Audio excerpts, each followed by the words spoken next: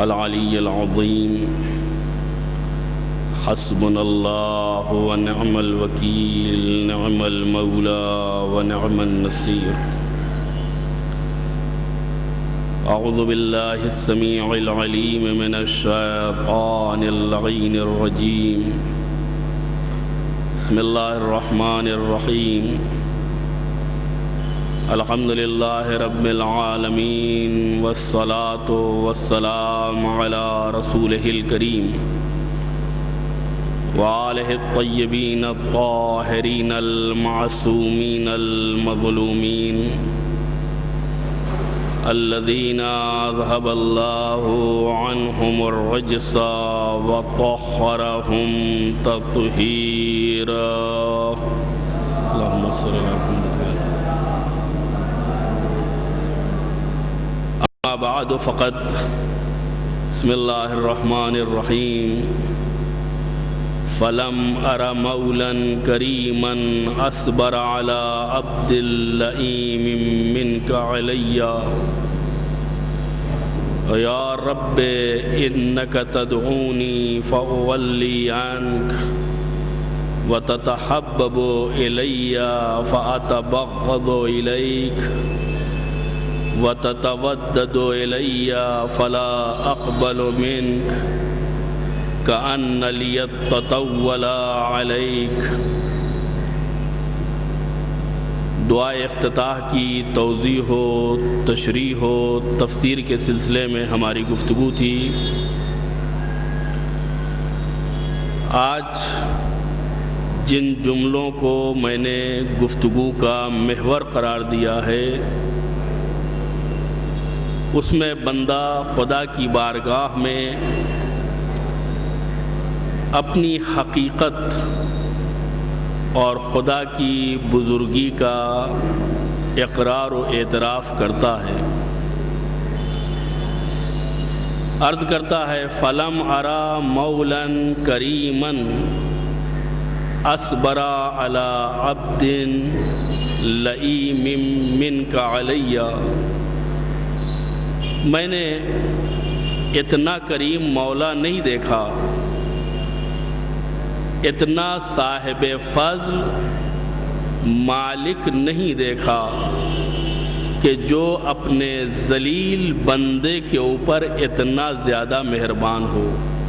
لم ارى مولا کریما، ہم نے ایسا کریم مولا دیکھا ہی نہیں جو مجھ جیسے ذلیل بندے کو برداشت کر سکے، اصبر صبر کر سکے۔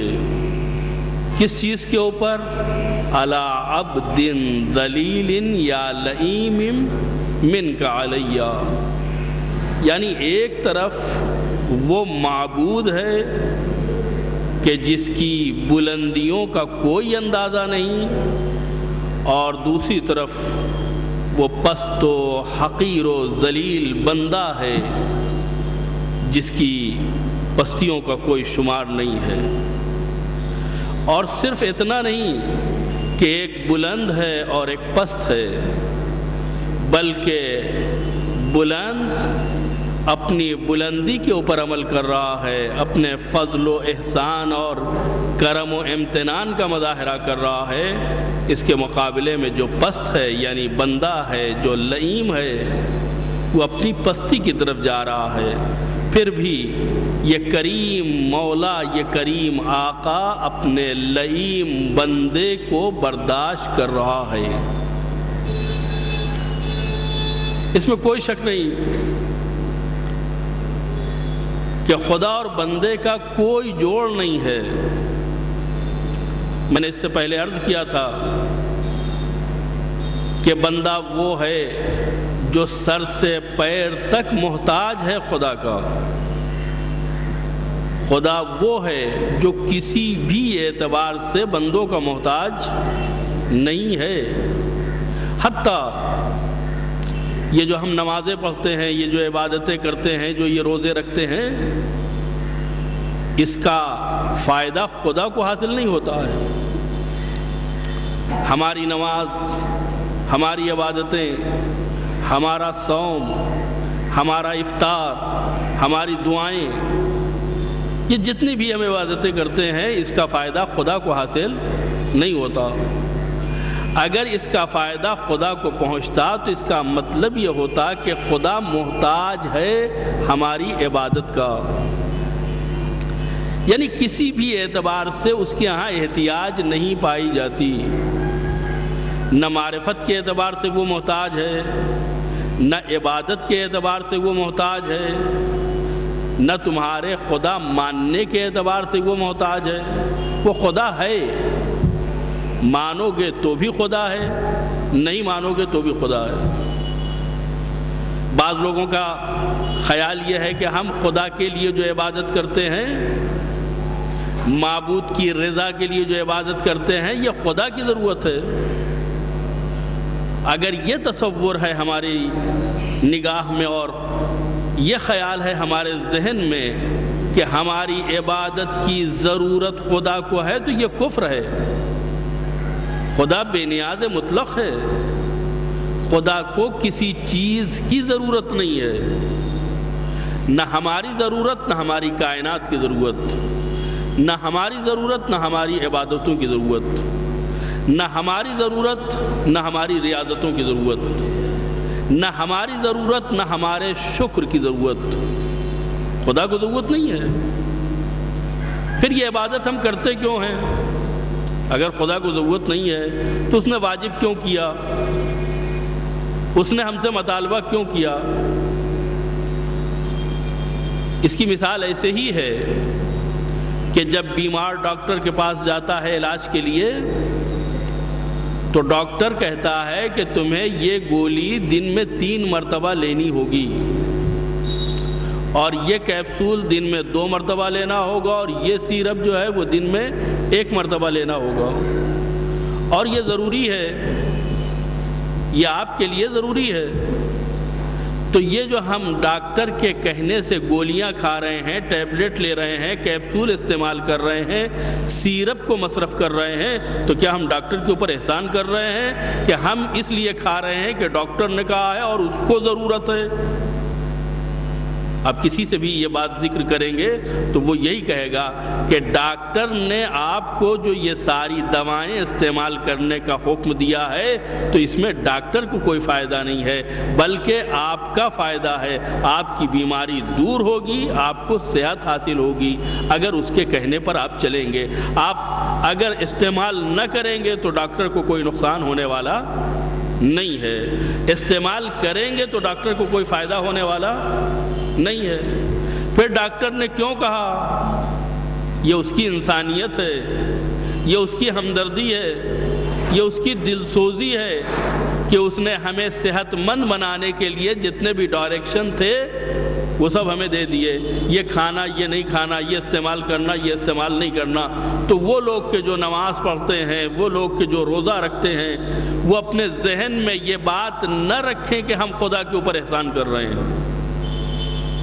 خدا کو تمہاری عبادتوں کی ضرورت نہیں ہے، اور تمہاری عبادت کیا ہے؟ وہ معصوم فرشتے کہ جن کے یہاں نافرمانی کا تصور تک نہیں ہے، وہ بھی خدا کی عبادت کرتے ہیں، تو خدا کو ان کی عبادت کی ضرورت نہیں ہے۔ وہ بندے جو عبادت کرتے ہیں، وہ ملائکہ جو عبادت کرتے ہیں، وہ فرشتے جو اللہ کی خوشنودی اور رضا کے حصول کے لیے اس کی بارگاہ میں سر بسجود ہوتے ہیں، تو اس کا فائدہ خود ان کی ذات کے لیے ہے، وہ اللہ کی خوشنودی حاصل ہوتے ہیں۔ تو عبادت ہماری ضرورت ہے، عبادت خدا کی ضرورت نہیں ہے۔ ریاضت ہماری ضرورت ہے، خدا کی ضرورت نہیں ہے۔ ہم اگر عبادت کرتے ہیں تو یہ ہماری بندگی کا تقاضا ہے، یہ ہماری عبدیت کا مطالبہ ہے کہ ہم بندے اسی وقت کہے جا سکتے ہیں جب خدا کے کہنے پر چل کر کے اس کی بندگی بجا لائیں، ورنہ ہم بندے بھی نہیں رہیں گے۔ یعنی ایک چھوٹا سا عنوان جو ہمارے لیے ہے، یہ عنوان بھی چھن جائے گا، اب ہمارے پاس کوئی دوسرا عنوان بھی نہیں رہے گا۔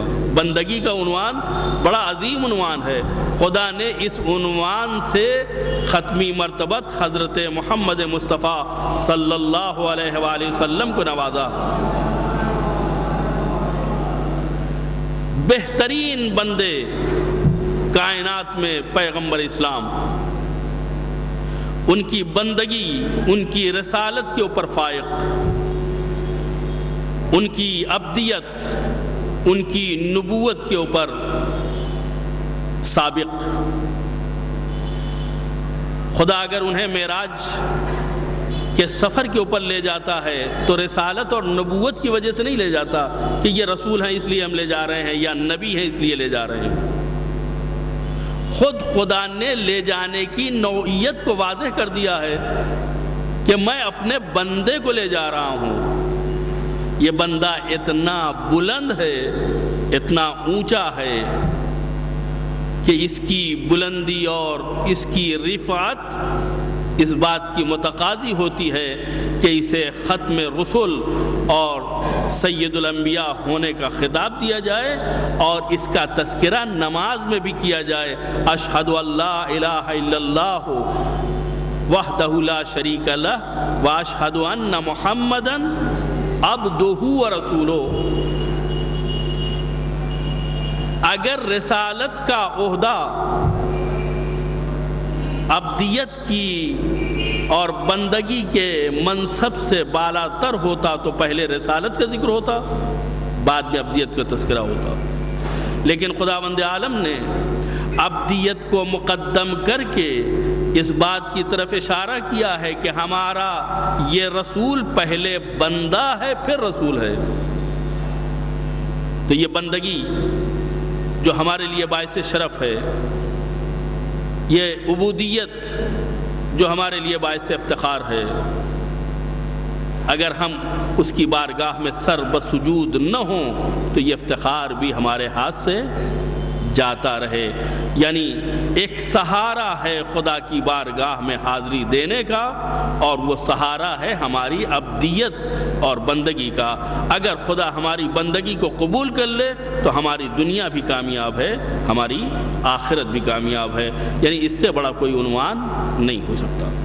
لہذا کوئی زیادہ عبادت کرے یا کوئی کم عبادت کرے، کوئی زیادہ روزے رکھے یا کوئی کم روزے رکھے، یہ سب اپنے لیے لوگ کر رہے ہیں۔ نہ ماں باپ کے اوپر احسان، نہ دین اسلام کے اوپر احسان، نہ اولیاء الہی کے اوپر احسان، نہ پیغمبر اسلام کے اوپر احسان، نہ ائمہ طاہرین کے اوپر احسان، نہ مالک حقیقی پروردگار کے اوپر احسان، کسی کے اوپر احسان نہیں ہے۔ یہ صرف اپنے اوپر احسان ہے کہ انسان اپنے آپ کو جہنم کی آگ سے محفوظ کر لے۔ آپ جو دعا پڑھتے ہیں یا علی و یا عظیم یا غفور و یا رحیم، یہ تو خدا کے نام لیتے ہیں، یعنی دعا کرنے سے پہلے خدا کو متوجہ کرتے ہیں کہ اے پروردگار ہم تجھے پہچانتے ہیں، تو علی ہے، تو عظیم ہے، تو غفور ہے، تو رحیم ہے۔ یعنی ان جملوں کے ذریعے سے ہم خدا کے رحم کو اور اس کے کرم کو، اس کے فضل و امتنان کو جوش میں لاتے ہیں، تاکہ خدا ہمارے گناہوں سے درگزر کرے اور ہمیں ہمارے مطالبات کو فوری طور پر عنایت کرے۔ ورنہ دعائیں صرف دو ہیں۔ کیا دعا ہے اس میں؟ من علی بفکاک رقبتی من النار، پہلی دعا یہی ہے کہ من علی بفکاک رقبتی من النار، پروردگار میری گردن کو جہنم کی آگ سے آزاد کر کے مجھ پر احسان فرما، وادخلنی الجنہ، اور مجھے جنت میں داخل کر دے۔ یعنی جہنم سے آزاد ہونا بھی کافی نہیں ہے، ہمیں جنت میں جانا بھی ہے۔ لہٰذا پہلا کام یہ ہے کہ ہمیں اس لائق بنا دے کہ ہم جہنم کی آگ سے محفوظ ہو جائیں، اور دوسرا کام یہ ہے کہ ہمیں جنت میں داخل بھی کر دے۔ ان دو دعاؤں کے لیے، ان دو باتوں کے لیے کتنے عظیم مقدمے کا سہارا لیا جاتا ہے کہ ہم پروردگار کے رحم و کرم کا اعتراف کریں آل محمد علیہ السلام کے اوپر درود و سلام پڑھیں، بسم اللہ کے ذریعے سے دعا کا آغاز کریں، اپنی ہمت کو عالی بنائیں اور اجتماعی دعا کریں سب مل کر کے خدا کی بارگاہ میں کہ پروردگار تو ہماری گردن کو، ہمارے جسم کو، گردن سے مراد یہاں پورا جسم ہے، اس لیے کہ اگر انسان کی گردن کٹ جائے تو پورا جسم مردہ ہو جاتا ہے، تو اگر گردن کہا جاتا ہے تو گردن سے مراد پورا وجود انسان ہے۔ ہماری گردن کو، ہمارے وجود کو، ہمارے بدن کو، ہمارے نفس کو جہنم کی آگ سے بچا لے۔ وَادْخِلْنِي الْجَنَّةَ، اور ہمیں جنت میں داخل فرما بِرَحْمَتِكَ۔ ہم اپنے اعمال کے ذریعے سے نہیں جا رہے ہیں، ہم اپنی عبادتوں اور ریاضتوں کی بنیاد کے اوپر نہیں جا رہے ہیں، بِرَحْمَتِكَ یا ارحم الراحمین۔ تو اگر کرم کر دے گا، تو رحم کر دے گا، تو تیری رحم کی بنیاد کے اوپر ہمیں جنت نصیب ہو سکتی ہے، ورنہ نہ ہماری عبادتیں اس لائق ہیں اور نہ ہمارے اعمال اس قابل ہیں۔ عزیزو، عبادتوں کا مسئلہ اپنی ذات سے تعلق رکھتا ہے۔ آج کی گفتگو میں اور آج کی مثالوں میں اگر ہم سمجھنا چاہیں، آج یہ موبائل فون بہت عام ہے، آپ صبح لے کے نکلتے ہیں تو چارج کر کے نکلتے ہیں۔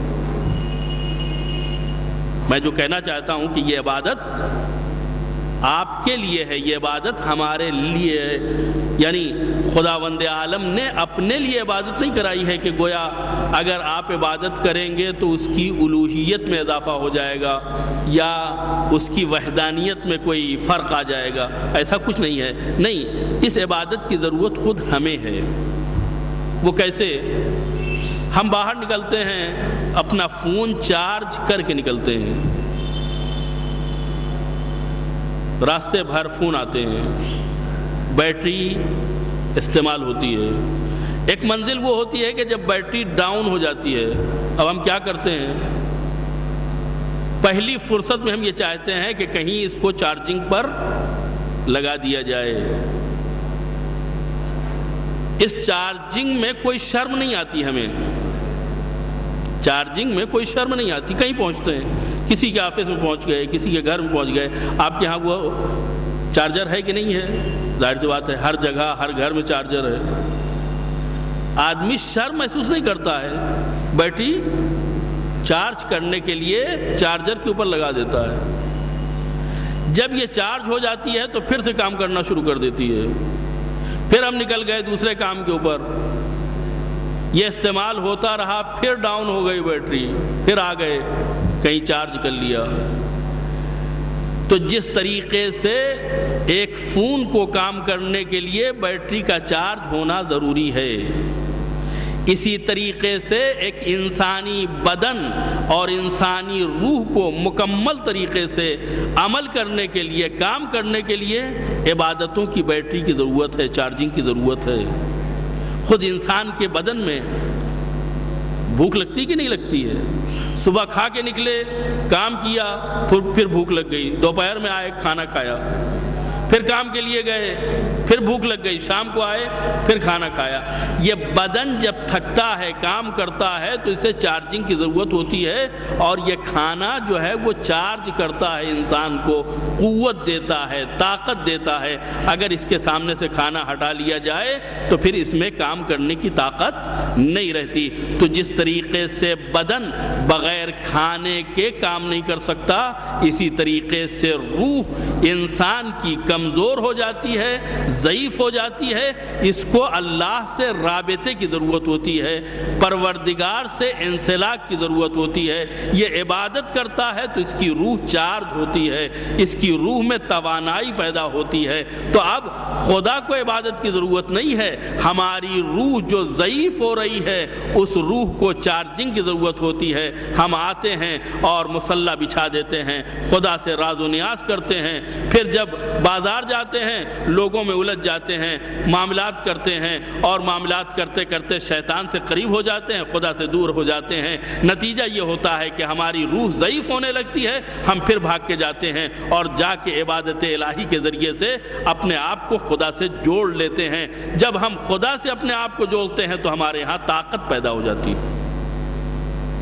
ہمارے ہاں قوت پیدا ہو جاتی ہے۔ تو جتنا ہم خدا سے اپنے آپ کو جوڑتے رہیں گے اتنا زیادہ شیطان کے شر سے محفوظ رہیں گے، اور خدا سے لی ہوئی طاقت کے ذریعے سے ہم سارے کام انجام دیتے رہیں گے۔ تو یہ عبادت خدا کی ضرورت نہیں ہے، جس طریقے سے کھانا بدن کی ضرورت ہے اسی طریقے سے عبادت انسانی نفس اور انسانی روح کی ضرورت ہے۔ جو جتنا اس غذائے روحانی کو حاصل کرے گا اتنا خدا کی بارگاہ میں انسلاک پیدا کرے گا، خدا کی بارگاہ میں فنا ہوگا، خدا سے اپنے رشتے کو جوڑے گا۔ جتنا بھی یہ آگے بڑھتا جائے گا اتنا زیادہ خدا سے رشتہ قوی ہوتا جائے گا۔ یہ بندہ خدا کی بارگاہ میں بڑا ناز کرتا ہے، بڑے نخرے کرتا ہے، چنانچہ دعا میں آگے جملہ ہے یا رب انک تدعونی فاولی عنک، پروردگار تو مجھے پکارتا ہے تو میں تجھ سے منہ موڑ لیتا ہوں۔ وَتَتَحَبَّبُ إِلَيَّ فَأَتَبَغَّضُ إِلَيْكَ، تو مجھ سے محبت کا اظہار کرتا ہے تو میں محبت کے ساتھ جواب نہیں دیتا ہوں بلکہ بغض و عداوت کا مظاہرہ کرتا ہوں۔ وَتَتَوَدَّدُ إِلَيَّ فَلَا أَقْبَلُ مِنْكَ، تو میری طرف کھنچتا ہے تو میں اس کھنچنے کو قبول نہیں کرتا ہوں۔ کأن لیتطول علیک، میرا رویہ، میری روش، میرا اسلوب، میرا طریقہ کار ایسا ہے جیسے میں تجھ پر احسان کر رہا ہوں۔ لیکن ان تمام حرکتوں کے باوجود فَلَمْ يَمْنَعْكَ ذَلِكَ مِنَ الرَّحْمَةِ لِي وَالْإِحْسَانِ إِلَيَّ وَالتَّفَضُّلِ عَلَيَّ بِجُودِكَ وَكَرَمِكَ، پروردگار میں نے یہ ساری شرارتیں کی، ساری نالائقیاں کی، ساری حرکتیں انجام دیں، اس کے باوجود تو نے اپنے جود و کرم کے ذریعے سے اپنے فضل و احسان کا سلسلہ مجھ پر بند نہیں کیا۔ تیرا احسان جاری ہے، تیرا فضل جاری ہے، اور تیرا کرم جو ہے وہ مجھ پر جاری ہے۔ فرحم عبدک الجاہل، پروردگار جہاں تو نے اتنا رحم کیا ہے اپنے جاہل بندے، اپنے نادان بندے پر مزید اور مرحمت فرما۔ وجد علیہ باحسانک، اور اپنے اس بندے کو اپنے احسان کا مورد قرار دے۔ کیوں؟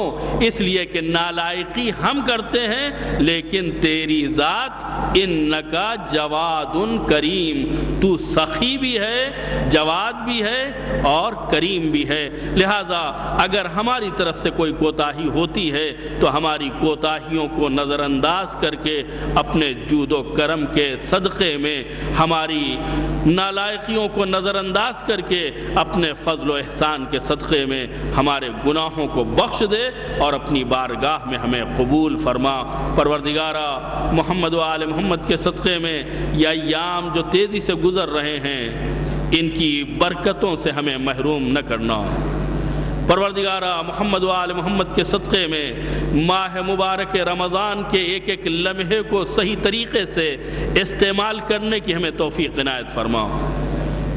ماہ مبارک رمضان کے تمام اعمال کو انجام دینے کی ہمیں توفیق عنایت فرما۔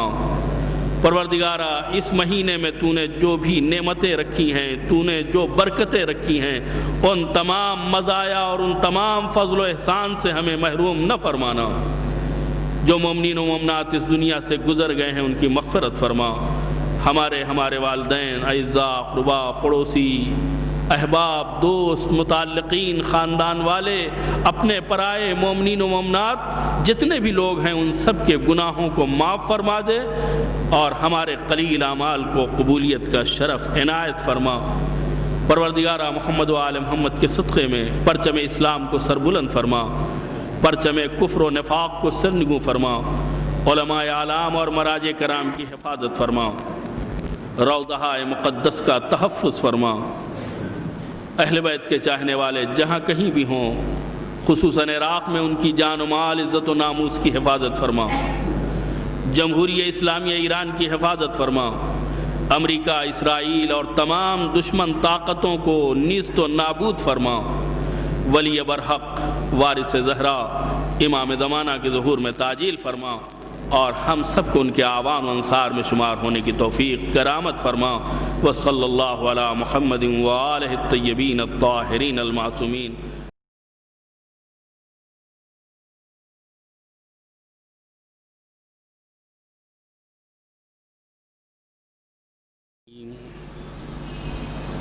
حسبنا اللہ ونعم الوکیل، نعم المولا ونعم النصیر۔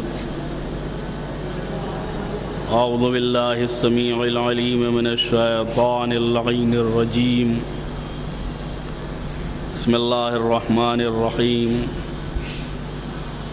الحمد للہ رب العالمین، والصلاة والسلام علی رسولہ الکریم وآلہ الطیبین الطاہرین المعصومین المظلومین الذین اذھب اللہ عنہم الرجس وطہرہم تطہیرا۔ اللہم صل علی محمد وآل محمد۔ اما بعد فقد بسم اللہ الرحمن الرحیم۔ الحمد للہ مالک الملک مجری الفلک مسخر الریاح فالق الاصباح دیان الدین رب العالمین۔ مشہور و معروف دعائے افتتاح جو ماہ مبارک رمضان میں بڑی پابندی سے ہر شب پڑھی جاتی ہے، اس کے چند جملے میں نے آپ کے سامنے پیش کیے ہیں تاکہ وضاحت کے ساتھ کچھ عرض کیا جا سکے۔ دعا میں بندہ خدا کی بارگاہ میں عرض کرتا ہے کہ تمام تعریفیں اس اللہ کے لیے ہیں کہ جو مالک الملک ہے۔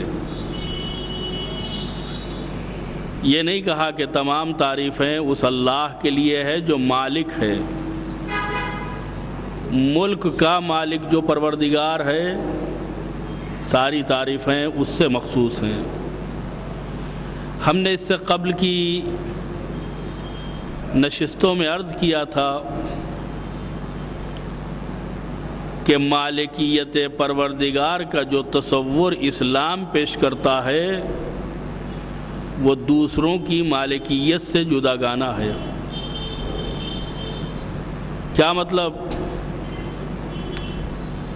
دنیا میں چھوٹے لوگ مالک ہوں یا بڑے لوگ مالک ہوں، اور چھوٹے مالک ہوں یا بڑے مالک ہوں، ایک مالکیت کا تصور بہرحال پایا جاتا ہے۔ کچھ بھی اگر ہمارے پاس ہے تو وہ ہماری ملکیت ہے اور ہم اس کے مالک ہیں۔ بہت ہی چھوٹی سی چیز انگوٹھی ہے، یہ ہماری انگوٹھی ہے، یعنی یہ ہماری ملکیت ہے اور ہم اس کے مالک ہیں۔ یہ لباس، یہ گھڑی، جو بھی چیز ہمارے پاس ہے وہ ہماری ملکیت ہے اور ہم اس کے مالک ہیں۔ خداوند عالم نے جو اپنی مالکیت کا اعلان روز قیامت سے مخصوص کیا ہے، مالک یوم الدین، روز جزا کا مالک، جبکہ وہ دنیا کا بھی مالک ہے، آخرت کا بھی مالک ہے، لیکن اپنی مالکیت کو مخصوص کرنا کہ میں روز جزا کا مالک ہوں، اس بات کی طرف اشارہ ہے کہ اس دنیا میں اپنی مالکیت کا میں اعلان نہیں کر رہا ہوں جس میں تم بھی کسی چیز کے مالک ہو۔ کہیں یہ شرک مالکیت سامنے نہ آ جائے کہ کم سے کم بندے کے ذہن میں خیال پیدا ہو جائے کہ کسی معاملے میں ہم اللہ کے شریک ہوں یا نہ ہوں، لیکن مالکیت کے معاملے میں ہم اللہ کے شریک ہیں، بس فرق یہ ہے کہ وہ بڑا مالک ہے، ہم چھوٹے مالک ہیں۔ خدا اس شرک کو بھی برداشت نہیں کرتا ہے۔ مالک الملک، ملک کا مالک ہے۔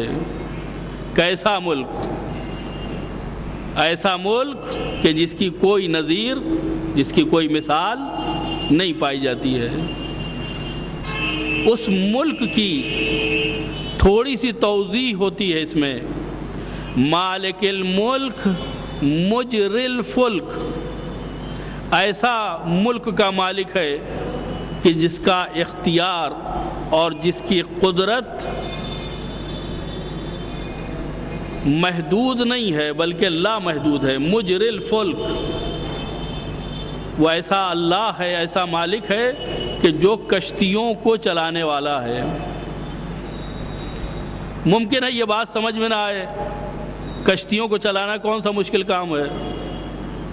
کشتی بھی یا اگر پرانے زمانے کی ہے تو ہاتھ سے چلائی جائے گی، نئے زمانے کی ہے تو مشین سے چلے گی.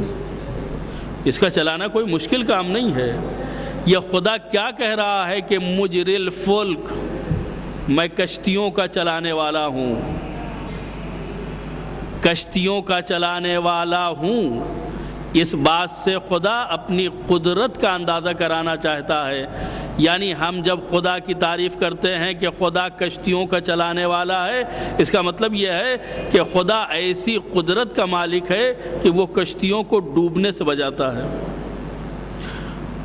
اس کے علاوہ مزید اس کی توضیح ہوتی ہے مسخر الریاح. ممکن ہے آپ یہ سمجھیں کہ کشتی چلانا کوئی مشکل کام نہیں ہے، میں بھی 2 منٹ رک کر کے کشتی چلانے کے اعتبار سے اور اس کی قدرت کے اعتبار سے میں گفتگو کروں گا کہ واقعاً کیا مشکل کام ہے. لیکن اس سے پہلے بات کو واضح کرنے کے لیے اس جملے کی وضاحت کر دوں جو بعد میں آ رہا ہے. مسخر الریاح، ریاح کہتے ہیں ہوا کو، مسخر کہتے ہیں جس کو قابو میں کر لیا جائے، اور مسخر اس کو کہتے ہیں جو قابو میں کر لے. ہم خدا کی تعریف کر رہے ہیں. مجری الفلک، تمام تعریفیں اس اللہ کے لیے ہیں کہ جو کشتیوں کا چلانے والا ہے، اور تمام تعریفیں اس اللہ کے لیے ہیں کہ جو ہواؤں کو اپنے قابو میں کرنے والا ہے، ہواؤں کے اوپر اختیار رکھنے والا ہے. مسخر الریاح، ہواؤں کو اپنی گرفت میں رکھنے والا ہے وہ خدا. فالق الاصباح، جیسے ہواؤں کو اپنی گرفت میں رکھتا ہے اور اس سے اس کی قدرت کا اندازہ ہوتا ہے، اسی طریقے سے فالق الاصباح یعنی راتوں کے دامن کو چاک کر کے صبح کی روشنی کو نمودار کرنے والا ہے. فالق پھاڑنے والا، نکالنے والا، اصباح یعنی صبح کو، صبح کرنے والا یا صبح کو آخری منزل تک پہنچانے والا ہے وہ پروردگار. اسی کے ساتھ ساتھ دیان الدین، یہ وہ پروردگار ہے کہ جو روز جزا کا مالک ہے، جزاؤں کا دینے والا ہے. رب العالمین، اور یہ عالمین کا پروردگار بھی ہے. ساری باتیں اس دعا میں بندے نے خدا کی بارگاہ میں اس کی تعریف کرتے ہوئے کہہ دیں کہ ہم کسی ایسے ویسے خدا کی تعریف نہیں کر رہے ہیں، کسی ایسے پروردگار کی تعریف نہیں کر رہے ہیں کہ جس کا کوئی پس منظر نہیں ہے، جس کی کوئی صفت نہیں پائی جاتی ہے. نہیں، ہم ایسے خدا کی تعریف کر رہے ہیں کہ جو مالک ملک ہے، کشتیوں کا چلانے والا ہے، ہواؤں کو اپنے قبضے میں کرنے والا ہے، جس کا ہواؤں کے اوپر اختیار ہے، جو شب کی تاریکی کو صبح کی روشنی سے تبدیل کرنے والا ہے اور جزاؤں کا دینے والا ہے. اسی کے ساتھ ساتھ رب العالمین، عالمین کا پروان چڑھانے والا، پرورش کرنے والا ہے. ربوبیت، پرورش کرنا، تربیت کرنا، یہ ایک انتہائی اہم مرحلہ ہے عالمین کے سلسلے میں. خدا اعلان کرتا ہے کہ وہ رب العالمین ہے، لہذا بندہ اس کو اس صفت سے پہچانتا ہے کہ وہ رب العالمین ہے، یعنی عالمین کا پالنہار ہے. عالم ایک سسٹم کو کہتے ہیں اور عالمین جمع ہے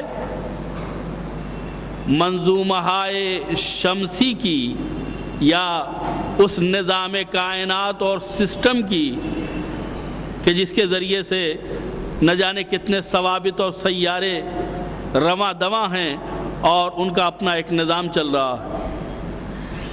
لہذا دعا کرنے والا دعاؤں میں خدا کی صفت کو بیان کر کے اپنی معرفت کا اعلان کر رہا ہے کہ ہم بہرحال خدا کی عظمت کو تسلیم کرتے ہوئے تھوڑی بہت صفت سے واقف ہیں، لہذا اس صفت کے ذریعے سے اس کی تعریف کر رہے ہیں۔ میں نے ایک بات کہی تھی کہ مجری الفلک، کشتیوں کا چلانے والا، کشتی کا چلانا بظاہر بہت آسان ہے۔ کشتی پانی پر تیر رہی ہے، اس کو کسی سمت میں لے جانے کے لیے تھوڑا سا قوت صرف کرنے کی ضرورت ہے۔ چھوٹی کشتیوں کو چپو کے ذریعے سے حرکت دی جاتی ہے اور بڑی کشتیوں کو انجن کے ذریعے سے آگے بڑھایا جاتا ہے۔ لوگ یہ سمجھتے ہیں کہ کشتی چلانا کوئی آسان مشکل کام نہیں ہے، بہت آسان کام ہے۔ سب سے بڑی چیز یہ ہے کہ کشتی کا پانی کے اوپر ٹھہرنا اور پانی میں نہ ڈوبنا۔ خداوند عالم نے پانی کے اندر جو صفت قرار دی ہے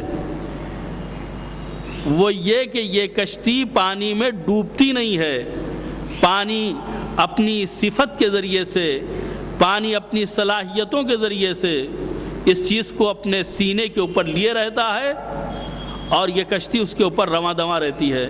خداوند عالم نے اگر پانی کو اس صفت کے ساتھ نہ پیدا کیا ہوتا تو یہ کشتی ایک قدم بھی آگے نہیں بڑھ سکتی۔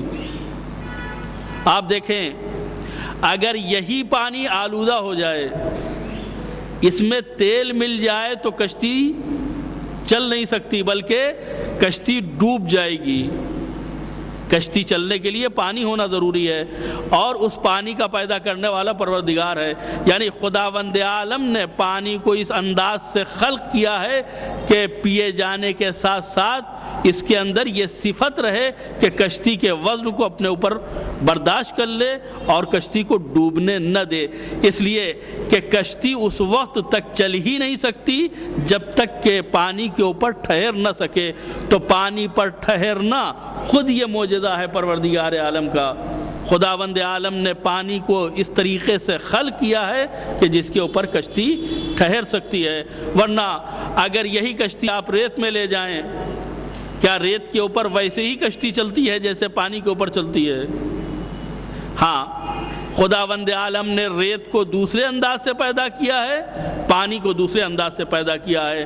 پانی باوجود کہ ہر جگہ موجود ہے اور تمام پورے دریا کو محیط ہے اور کشتی اس کے اوپر ٹکی ہوئی ہے، اور پانی اپنے پورے وجود کے ساتھ اس کشتی کو برداشت کر رہا ہے اور وہی پانی اس کے آگے بڑھنے کا سبب ہو رہا ہے۔ اگر پانی نہ ہو تو کشتی آگے نہیں بڑھ سکتی ہے، تو پانی ہی کشتی کو اٹھائے ہوئے ہے۔ یہ خدا کا معجزہ ہے۔ اسی کے ساتھ ساتھ مسخر الریاح، ہوا کو قابو میں کرنا یہ کسی بندے کے بس کی بات نہیں ہے۔ کس طرف کی ہوا کشتی کو کس طرف لے جائے گی، کشتی کے چلنے میں ہواؤں کا کیا کردار رہا ہے، ساحل تک پہنچنے کے لیے بادبانوں نے کون سا کردار اور کون سا کیریکٹر پیش کیا ہے، یہ آپ کی نگاہوں کے سامنے ہے۔ خداوند عالم نے ہواؤں کے اختیار کو اپنے قبضے میں بتا کر واضح کر دیا کہ پانی پر کشتی روکنا یہ بھی ہمارا کام ہے اور ہواؤں کے رخ کو بدلنا یہ بھی ہمارا کام ہے، یعنی کچھ بھی ہماری مرضی کے خلاف نہیں ہو سکتا اور ہماری مرضی کے بغیر نہیں چل سکتا۔ اسی کے ساتھ ساتھ کہ ہم کشتیوں کو چلانے والے بھی ہیں، ہم مالک الملک بھی ہیں اور ہم ہواؤں کے اوپر قابو بھی رکھنے والے ہیں۔ اے بندے، جب ہمارے اندر یہ صفتیں پائی جاتی ہیں تو تو ہمیں دیان الدین کیوں نہیں سمجھتا، ہمیں رب العالمین کیوں نہیں سمجھتا، تو دوسروں سے کیوں لگائے ہوئے ہے، دوسروں سے کیوں امید اور آس باندھے ہوئے ہے؟ یہ دوسرے خود فقیر ہیں، تجھے کیا دیں گے؟ یہ دوسرے خود نادار ہیں، مستحق ہیں، یہ تمہاری کیا مدد کریں گے؟ اگر مدد لینا ہے تو غنی مطلق کی بارگاہ میں آؤ، اس کی بارگاہ میں آؤ جو مانگنے سے چڑھتا نہیں ہے، اس کی بارگاہ میں آؤ کہ جو مانگنے سے تھکتا نہیں ہے، اس کی بارگاہ میں آؤ جس کو دیتے ہوئے کچھ کھلتا نہیں ہے۔ خدا خود جو اپنی صفتوں کو بیان کرتا ہے اس کے اعتبار سے دعا میں جو صفتیں بیان ہوئی ہیں، الحمدللہ علی علمہ بعد علمہ، تمام تعریفیں اس اللہ کے لیے ہیں جو علم کے باوجود برداشت کرتا ہے، والحمدللہ علی عفوہ بعد قدرتہ، تمام تعریفیں اس اللہ کے لیے ہیں جو قدرت رکھتے ہوئے معاف کرتا ہے، والحمدللہ علی طول عناتہ فی غضبہ وہو قادر علی ما یرید، تمام تعریفیں اس اللہ کے لیے ہیں جو غضب کے باوجود طولانی مہلت دیتا ہے، طولانی فرصت دیتا ہے، وہو قادر علی ما یرید، اور وہ اتنا قدرت والا ہے کہ جو چاہے کر سکتا ہے۔ اس جملے کے ذریعے سے خداوند عالم نے اپنے اختیارات کو ہمارے سامنے واضح کر دیا کہ جس خدا کو ہم مان رہے ہیں اور جس خدا کی ہم تعریف کر رہے ہیں وہ خدا کتنی قدرت کا مالک ہے۔ سب سے بڑی بات، وہ علم کے باوجود برداشت رکھتا ہے، برداشت کرتا ہے، اسے پتہ ہے کہ صحیح کیا ہے غلط کیا ہے، اسے معلوم ہے کہ کتنی مکاری ہو رہی ہے، کتنی فریب کاری ہو رہی ہے، پھر بھی وہ برداشت کرتا ہے۔ اور اس کے بعد اس سے بڑی بات، والحمدللہ علی عفوہ بعد قدرتہ، ہم اس لیے معاف کر دیا کرتے ہیں کہ ہمارا اختیار نہیں ہے، ہم مجبور ہیں، بدلہ نہیں لے سکتے ہیں۔ کسی کے اوپر اگر ظلم ہو جائے تو وہ پہلی منزل میں انتقام لینے کی کوشش کرتا ہے، کسی کو اگر نشانہ بنایا جائے، ستایا جائے تو وہ پہلی منزل میں بدترین انتقام کو اپنی نگاہوں میں رکھتا ہے۔ لیکن اگر کوئی ایسا مرحلہ آ جاتا ہے کہ بندے کے بس میں نہیں ہے، جو سامنے والا ہے وہ بہت مضبوط، اس کے سامنے اس کا بس چلنے والا نہیں ہے، تو پھر یہ دوسری ترکیب نکالتا ہے، کہتا ہے میں نے صبر کیا۔ آپ کا صبر تو اس وقت ہو سکتا تھا کہ جب آپ اس کو سزا دینے کے اہل ہوتے اور چپ ہو جاتے۔ آپ تو کچھ کر ہی نہیں سکتے، جب کر نہیں سکتے تو صبر تو کرنا ہی پڑے گا، چپ تو رہنا ہی پڑے گا۔ صبر اس کو نہیں کہتے ہیں، اس کو تو مجبوری کہتے ہیں۔ صبر اس کو کہتے ہیں کہ انسان کے پاس انتقام کی صلاحیت بھی ہو، انتقام کی طاقت بھی ہو، اور انتقام کی طاقت ہونے کے باوجود وہ انتقام نہ لے اور صبر کرے، خاموش ہو جائے، اس کو کہتے ہیں صبر۔ لیکن جو آدمی نہ بدلہ لے سکتا ہے، نہ اپنے سے اس نقصان کو دفع کر سکتا ہے، وہ اگر خاموش بیٹھا ہے تو اس کا خاموش بیٹھنا کوئی کمال نہیں ہے۔ خاموش نہ بیٹھے گا تو اور کیا کر سکتا ہے؟ لہذا ہمارا صبر کرنا یا ہمارا برداشت کرنا یا ہمارا خاموش رہ جانا یہ کوئی بہت بڑی بات نہیں ہے، بہت ہنر کی بات نہیں ہے۔ ہنر کی بات خدا کے لیے ہے کہ جس کی صفت یہ ہے کہ والحمدللہ علی طول عناتہ فی غضبہ وہو قادر علی ما یرید، تمام تعریفیں اس ذات پروردگار کے لیے ہیں کہ غضب کے باوجود، غصے کے باوجود، قہر و غلبے کے باوجود وہ مہلت دیتا ہے، برداشت کرتا ہے، جبکہ وہو قادر علی ما یرید، جبکہ وہ ایسا قادر ہے کہ جو چاہے کر سکتا ہے۔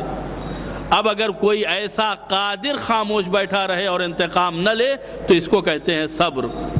کوئی ایسا صاحب اختیار اگر اپنے اختیارات کو استعمال نہیں کرتا ہے تو اس کو کہتے ہیں صبر۔ لہذا خداوند عالم نے جن صفتوں کو ہمارے سامنے بیان کیا اور ان صفتوں کا سہارا لے کر کے ہم خدا کی بارگاہ میں دعا کرتے ہیں، اس لیے کہ اگر خدا نے اپنی صفتوں کو ہمیں نہ سکھایا ہوتا اور اس کے رموز و اسرار ہمیں نہ بتائے ہوتے تو ہمیں اس کی صفتوں کا بھی پتہ نہیں تھا، ہم نہیں جان سکتے تھے کہ اس کی تعریف کیسے کی جائے، اس کی تمجید کیسے کی جائے، اس کی ثنا کیسے کی جائے، اس سے دعا کیسے مانگی جائے۔ یہ تو خود خدا کا فضل و کرم تھا یا معصومین علیہ السلام کی عنایات تھی جو انہوں نے ہمیں دعا کرنے کا سلیقہ سکھا دیا، ورنہ ہمیں تو دعا کرنا بھی نہیں آتا تھا، ہم اتنے بڑے فقیر تھے کہ ہم کو مانگنا بھی نہیں آتا تھا۔ یہ تو مانگنے کا سلیقہ، اسلوب اور روش یہ آل محمد علیہ السلام نے ہمیں سکھائی ہے۔ دعائے افتتاح کے ذیل میں آج کی گفتگو بس یہیں تک۔ اب اس کے بعد میں شب قدر کے سلسلے میں دو چار باتیں گزارش کرنا چاہتا ہوں کہ آنے والی رات شب 19 شب 19 اگرچہ بعض روایات میں ماہ مبارک رمضان کے ایام میں جتنی طاق تاریخیں ہیں، سب میں شب قدر ہونے کا احتمال پایا جاتا ہے، لیکن ماہ مبارک کے تیسرے عشرے کے قریب جتنی طاق تاریخیں ہیں ان میں شب قدر کا احتمال زیادہ ہو جاتا ہے، اور ان طاق تاریخوں میں 3 تاریخوں میں اس سے زیادہ احتمال پایا جاتا ہے، جن میں سے ایک شب 19 ہے، ایک شب 21 ہے اور ایک شب 23 ہے۔ شب قدر جس میں قرآن نازل ہوا ہے، خداوند عالم نے اس کی بڑی برکت رکھی ہے۔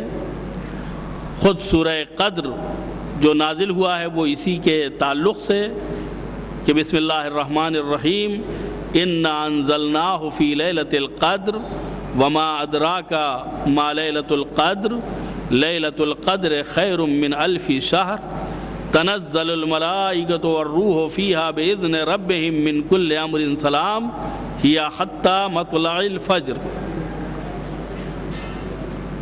اس میں کوئی شک نہیں ہے، بے شک بے تحقیق انا انزلناہ فی لیلۃ القدر، ہم نے اس قرآن کو شب قدر میں نازل کیا ہے۔ خدا نے شب قدر کا لفظ استعمال کیا، لیکن اس سے پہلے شب قدر نہیں آئی تھی، لیلۃ القدر نہیں آئی تھی۔ پتہ نہیں میرے بندے سمجھیں یا نہ سمجھیں، لہذا اس کی تفصیل وما ادراک ما لیلۃ القدر سن تو لیا، لیکن سمجھے یا نہیں سمجھے کہ لیلۃ القدر کیا ہے، پھر خود ہی بیان کیا لیلۃ القدر خیر من الف شہر۔ شب قدر، لیلۃ القدر وہ رات ہے کہ جو 1000 مہینوں سے افضل ہے، یعنی ایک رات 1000 مہینوں کی فضیلت اپنے دامن میں رکھتی ہے۔ اور آسان بیان کروں کہ اگر کوئی شخص اس ایک رات میں اللہ کی عبادت کرتا ہے تو اس کے نام عمل میں 1000 مہینے کی عبادت کا ثواب لکھا جاتا ہے۔ ایک رات مساوی ہے ایکول ٹو 1000، 1000 کے برابر، یعنی سودا بہت ہی اہم ہے۔ ایک رات، نہ جانے کتنی راتیں ہم نے جاگ کے گزار دی ہیں، اب ایک رات کا معاملہ ہے۔ اگر ایک رات جاگ کر کے ہم نے خدا کی عبادت کی تو خدا اس ایک رات کی عبادت کو 1000 مہینوں کی عبادت میں تبدیل کر دے گا۔ یہ 1000 مہینے کتنے سال ہوئے؟ کم سے کم 80-83 سال ہوئے۔ 80-83 سال کی عبادت میں یہ چیز کنورٹ ہو گئی، یعنی اگر ہم 80 سال کی عمر پا جائیں تو 80 سال میں سے 15 سال تو بلوغ والے نکل جائیں گے کہ جس میں ہم بالغ نہیں ہوئے تھے، ہمارے اوپر عبادات واجب نہیں ہوئی تھیں۔ اب جو زمانہ بچتا ہے، اگر 15 سال کی عمر سے ہم نے عبادتیں کرنا شروع کی ہیں تو گویا ہم نے بقیہ ایام میں عبادت کی ہے، لیکن ایسی زندگی کسی کو نہیں ملتی ہے کہ 80 سال مکمل اس نے عبادت کی ہو اور سمجھ بوجھ کے عبادت کی ہو، معرفت کے ساتھ عبادت کی ہو۔ خداوند عالم نے بہترین موقع دیا ہے، رات میں غسل کرنا مستحب، زیارت امام حسین علیہ السلام پڑھنا مستحب، نماز شب قدر پڑھ کے قرآنی اعمال کرنا یہ بھی مستحب، دعائے جوشن کبیر یہ بھی اس کی تلاوت کرنا مستحب، دعائے افتتاح پڑھنا یہ بھی اللہ کی بارگاہ میں مطلوب، اور رات بھر جاگ کر کے خدا کی مرضی کے مطابق بسر کرنا یہ ہے شب قدر۔ انسان روئے گڑ گڑائے اور خدا سے اپنی فلاح و نجات کے لیے دعا کرے، خدا اس کی فلاح و بہبودی کے لیے قدم آگے بڑھائے گا۔ پروردگارا، محمد و آل محمد کے صدقے میں تیرے فضل و کرم کے ذریعے سے یہ رات اس آستانے پر ہے کہ ہمیں نصیب ہونے والی ہے، پروردگارا اس کی برکتوں کو ہمارے لیے انتہائی مبارک قرار دے۔ مالک، محمد و آل محمد کے صدقے میں آج کی رات اور آئندہ شبہائے قدر کے صدقے میں ہمارے گناہوں کو معاف فرما دے، ہمارے قلیل اعمال کو قبول فرما، ہماری تلاوتوں کو اور ہماری مناجات کو اپنی بارگاہ میں قبولیت کا شرف عنایت فرما۔ پروردگارا، رزق و روزی میں وسعت عنایت فرما، جو لوگ مقروض ہیں ان کے قرض ادا ہو جائیں، جو لوگ پریشان حال ہیں ان کی پریشانیاں دور ہو جائیں۔ پروردگارا، پرچم اسلام کو سربلند فرما، پرچم کفر و نفاق کو سرنگوں فرما، علماء اعلام اور مراجع کرام کی حفاظت فرما، روضہ مقدس کا تحفظ فرما، اہل بیت کے چاہنے والے جہاں کہیں بھی ہوں، خصوصاً عراق میں ان کی جان و مال، عزت و ناموس کی حفاظت فرما، جمہوریہ اسلامیہ ایران کی حفاظت فرما، امریکہ، اسرائیل اور تمام اسلام دشمن طاقتوں کو نیست و نابود و رسوا فرما، امام زمانہ علیہ السلام کے ظہور میں تعجیل فرما، اور ہم سب کو ان کے اعوان و انصار میں شمار ہونے کی توفیق عنایت فرما۔ وصلی اللہ علی محمد وآلہ الطیبین الطاہرین المعصومین۔ آپ حضرات ایک سورہ فاتحہ جملہ مومنین و مومنات کے ساتھ مرحوم سید غلام حسنین ابن امیر علی صاحب اور مرحومہ کنیز کبرا صاحبہ اور مرحومہ تمیز بانو صاحبہ اور مرحوم امیر علی صاحب کی روح کو ایصال فرما دیں۔